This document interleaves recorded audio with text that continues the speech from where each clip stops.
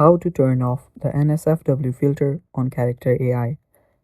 First, what I want you guys to do is go to your app store, search for character AI, and if there is an update available, just update.